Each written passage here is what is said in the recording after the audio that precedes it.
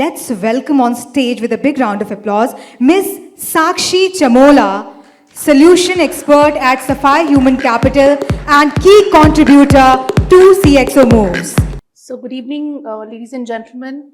On behalf of Sapphire Human Capital, I would like to take the privilege and opportunity to present the key findings of the 6th edition of the CXO Moves report.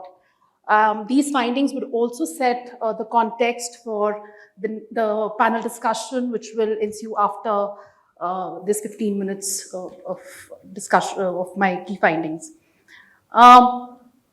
So with each edition of the CXO Moves report, it's been our endeavor to enhance the quantum and quality of the data, information, analysis, and insights pertaining to leadership hiring. This 6th edition of the CXO Moves report too takes a deep dive into the leadership hiring trends, not only at a macro level, but also at its sectoral level, covering all these pertinent sectors, including banking and financial services, media and entertainment, industrial manufacturing, technology, consumer retail, e-commerce, infrastructure, healthcare, and all, of course, the subsectors which are subsumed within each of these. So, a closer, nuanced look and analysis of the leadership movements in each of these sectors and at a macro, broader level provides not only insights into the magnitude of the economic activity which is driving the leadership movements across these sectors, but also brings to the fore the challenges which are confronted by the sector in the period during this. So some of the key facets which we have covered in the report in greater detail in a very comprehensive manner are the year-on-year CXO movements, in terms of the patterns of CXO movements, the trends in terms of internal movements versus external hiring. Where are we hiring from? The CXO movements by company size, by company origin. Also, for each of these sectors, we have a detailed analysis which is covered in the report. I will try to cover snippets of that in the slides going forward. So taking a view of the top, how has the CXO movement spanned out in terms of for the last 5 financial years from FY 2021 to FY 2024-25. So we can easily see that FY 21-22 was an exceptional year from the standpoint of CXO movements with a heightened level of optimism exhibited by a rise in leadership hiring levels following the COVID-19 pandemic. However, there were fears of global recession which were looming large and which led to postponement of investment decisions by India. And with technology being an all-pervasive phenomenon, there was a record hiring in technology sector during 2021-22, which of course declined in subsequent years and which contributed to a decline in the overall CXO movements in the subsequent years, 2022-23 and 2023-24, right? And this impact was seen across sectors for both these years in terms of the leadership hiring, leadership movements as well. So this impact continued till 23-24, and what we have seen in FY 24-25, the year can be termed as a year of rebound and transformation in terms of the CXO movements, driven by, of course, many companies have made remarkable strides in their financial performance across the sectors, which have contributed to a phenomenal rise of 91% from the previous year in CXO movements, and which has led to, of course, an optimism in leadership hiring across sectors and subsectors. But most importantly, if we were to juxtapose the economic growth rate, which of course I have not done on this graph, but if we were to juxtapose the economic growth rate with the leadership growth hiring rate, one can easily see a decoupling of the economic and the sectoral growth trends with the leadership hiring levels, clearly suggesting that it's the leadership hiring cycle follows the economic cycle with a lag. So moving on to what are the patterns of the CXO movements which we have observed in terms of hiring from external sources or internal movements via elevations and internal promotions. So what we have seen is that if we analyze 2024-25, around 82% of the CXO movements, which is a vast majority, a sizable chunk, happened through external hiring leadership talent from outside. 12% occurred through internal movements via promotions, and 6% was a result of exits, right? So in terms of, if you do a year-on-year comparison of the patterns of the external hiring and the internal movement split, one can easily see that external hiring, dominates a large part and a large chunk of the CXO movements, and which indicates that there is an increased reliance on hiring leadership talent from outside. But if you see, there have been years where the proportion of the internal hiring has also risen. And this also brings to the fore that firms are focusing on nurturing leadership talent from inside as well, and also focusing on internal elevations, which has led to a rise in leadership hiring internally through internal movements. But this trend has reversed in 2024-25, where the majority of the movement has happened through external hiring. Now, how has the sectors fared, and which of the sectors have contributed to the rise in the overall leadership movements? So it's the media and the entertainment sector, which accounts for at least 20% of the overall CXO movements, and it has been a major, I would say, a recruiter of external leadership talent from outside. And this is followed by the hospitality sector, which again was on a downside in the previous year, but has significantly picked up owing to demand for travel, tourism, etc., and of course the demand for niche skills in leadership. And of course the trend for media and entertainment hiring and the CXO movements in this sector is really driven by the fact on the back of the sector itself is undergoing a transformation in terms of demand for digital explosion. It's the rise of OTT platforms, which of course demand leadership skills and hence has contributed to a rise in the leadership hiring in media and entertainment sector. Okay, so as we have also analyzed as a part of the overall report as to what has been the preference for leadership talent to move from Indian companies to MNCs, MNCs to Indian companies. And what we have seen is that of the external hiring trends, 40% of the talent migration was from MNCs to Indian origin companies.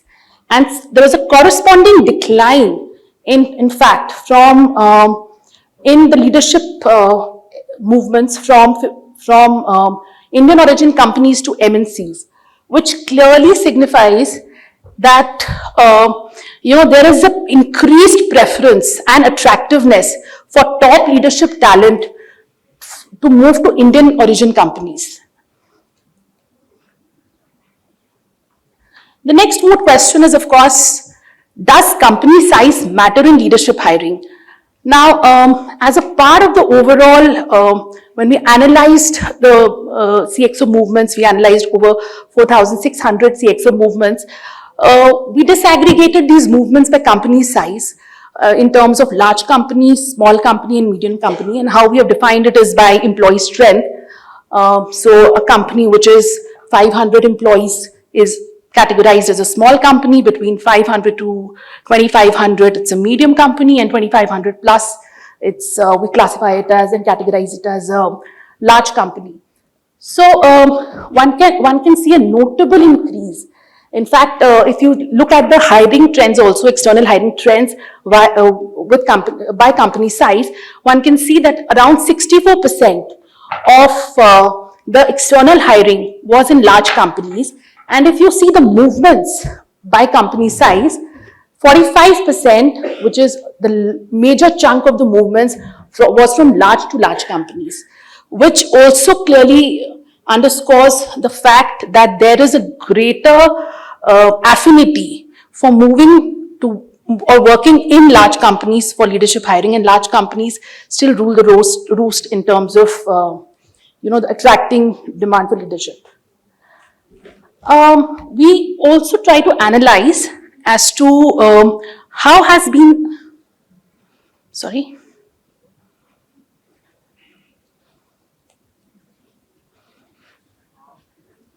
Okay. We also try to analyze how has been the pattern of leadership hiring on a month-on-month basis.